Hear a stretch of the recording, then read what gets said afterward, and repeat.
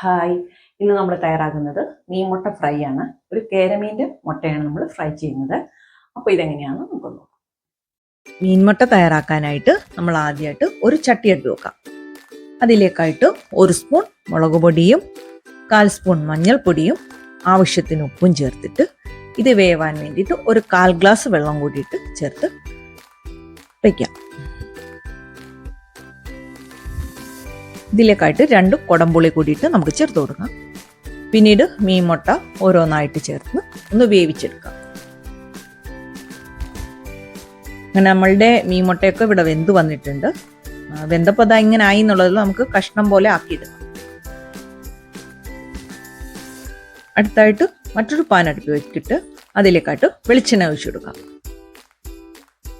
പിന്നീട് 1 സ്പൂൺ ഇഞ്ചിയും വെളുത്തുള്ളിയും കൂടിയിട്ട് ചതച്ചത് ചേർത്ത് കൊടുക്കാം.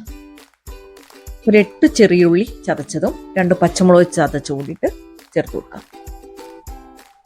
ഇതൊന്ന് വഴണ്ടി വരുമ്പോൾ 1/4 സ്പൂൺ മുളക് പൊടി ചേർത്ത് കൊടുക്കാം. നമ്മൾ മുളക് പൊടി ചേർത്താണല്ലോ ഇത് വേവിച്ചത്, അതുകൊണ്ടാണ് 1/4 സ്പൂൺ ചേർത്ത്.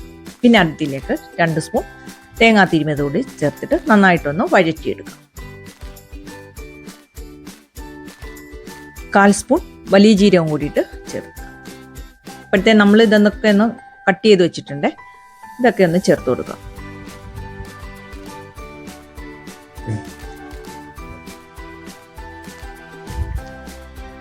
ഇതെല്ലാം കൂടിയിട്ട് ഒന്ന് ഇളക്കിയിട്ട് നമുക്ക് മീൻ വറുത്തെടുക്കുന്ന പോലെ ഓരോ സൈഡ് നന്നായിട്ടൊന്ന് മൊരിയിച്ചെടുക്കാം. കുറച്ച് കറിവേപ്പില കൂടിയിട്ട് ഇട്ട് കൊടുക്കാം.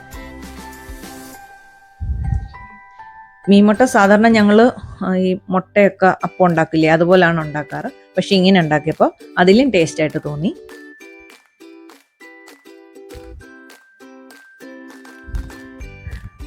അങ്ങനെ നമ്മളുടെ മീൻമുട്ടയൊക്കെ ഇവിടെ റെഡിയായി വന്നിട്ടുണ്ട്. നമുക്കൊരു മറ്റൊരു സെർവിങ് ഡിഷിലേക്ക് മാറ്റാം. ഈ വീഡിയോ ഇഷ്ടമായി എന്നുണ്ടെങ്കിൽ സപ്പോർട്ട് ചെയ്യുക. മറ്റൊരു വീഡിയോ ആയിട്ട് കാണാം. നന്ദി, നമസ്കാരം.